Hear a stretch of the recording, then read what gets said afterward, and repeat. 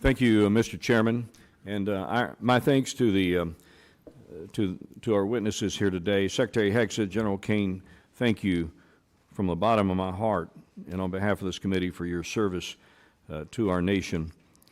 Obviously, we face a number of challenges and pacing threats across the globe in all domains, and we have to ensure that the joint force is ready to fight and win our nation's wars. So let me begin with General Caine. What risks do the recent force structure changes or proposals in the Army and Marine Corps present to the joint force, given your global force integration responsibility? Can you speak to that for a minute? Yes, sir. And I'll be mindful of the environment that we're in and speak broadly, and thank you for the question.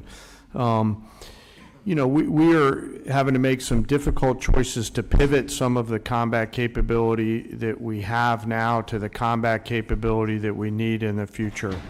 Both services, alongside the Department of the Navy and the Department of the Army, are making those changes in order to provide us with the combat capability and capacity that we need at scale to create the dilemmas that we have to deliver for the joint force and our adversaries. So at this point, you know, we're doing the right pivots, Congressman, to make sure that we have the right depth that we need.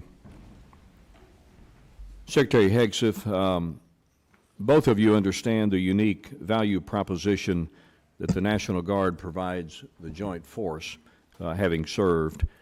And gosh, for a long time, it was just me and Hal Rogers up here as the Guard guys.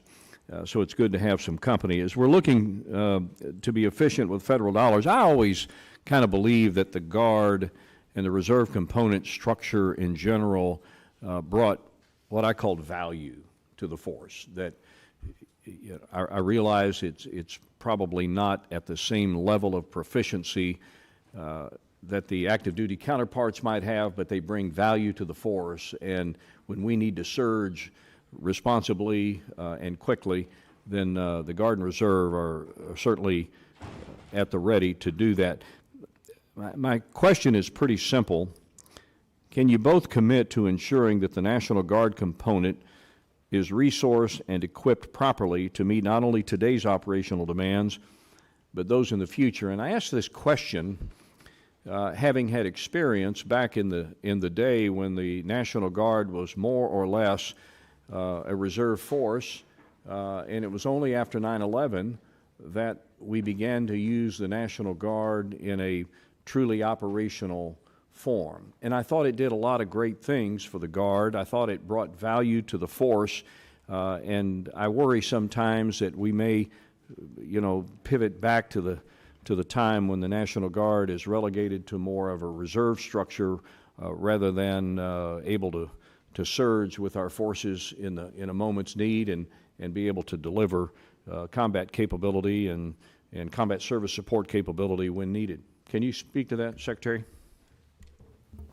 Sir, I think it's an excellent point. It does, the National Guard and Reserves bring great value, not to mention the civilian skills, the additive civilian skills that they bring.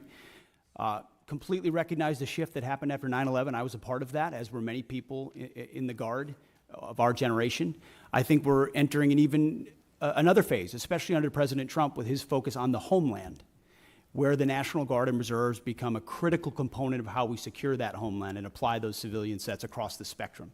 So when you're looking at, say, the Army, for example, what we need in the active Army vis-a-vis the National Guard will not be a reflection of what we need or don't need.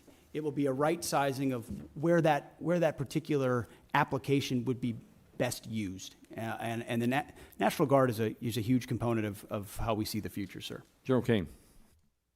Sir, you know, the policy makers tell us what size our force should be. What I will commit to you, and by the way, thank you both for your service in the Guard. As a fellow Guardsman, you're legendary in those hallways.